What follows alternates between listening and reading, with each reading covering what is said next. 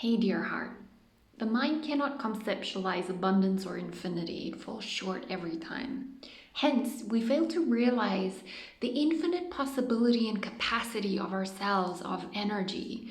We also tend not to fully understand how energy can never be created nor destroyed. So, energy is always required to break a bond, which is known as bond energy. And chemical bonds between atoms form because they make the situation more stable for the involved atoms.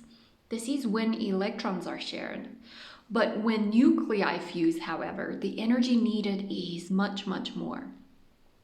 So high temperatures gives the hydrogen bonds enough energy to overcome the electrical repulsion from the protons, and fusion requires high temperatures of about 100 million Kelvin. So that's almost 6 times as the core of the sun's heat. So for us as humans, however, it is the same. In order for us to change, what happens in the body is our molecules and our atoms has to change, and it needs that energy. So in order for the change to happen, energy is needed. The body creates energy in forms of heat and enzymes on the physical level. Energetically, however, mentally and spiritually, these laws are the same and they apply. So even though there is no matter involved, matter is in fact, it just follows the energy. So it's almost like the shadow of the energy. So bear with me here. Where am I going with this?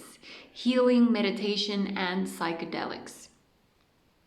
Okay, so from Dr. Joe Dispenza's work, we now know that thoughts and beliefs translates into your body receiving the signal to create certain peptides and proteins, which makes you feel a certain way.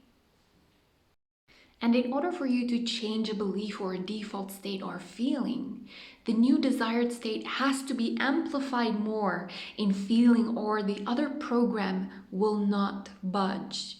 Okay, so stop. Let's rewind. Energy is always required to break a bond. So for that energetic bond of the molecules of, let's say, depression to break, the sufficient amount of energy is needed.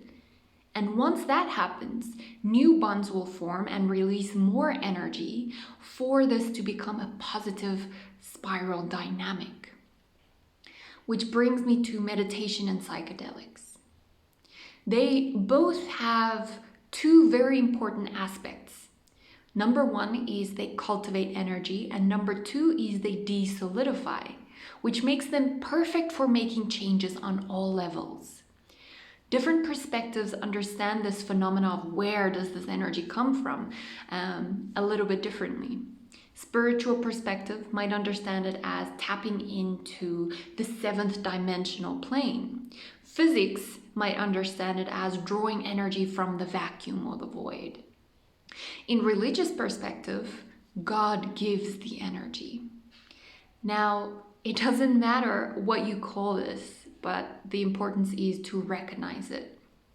This moment rests in abundance and in infinity, and that means anything and everything is possible in the here and the now.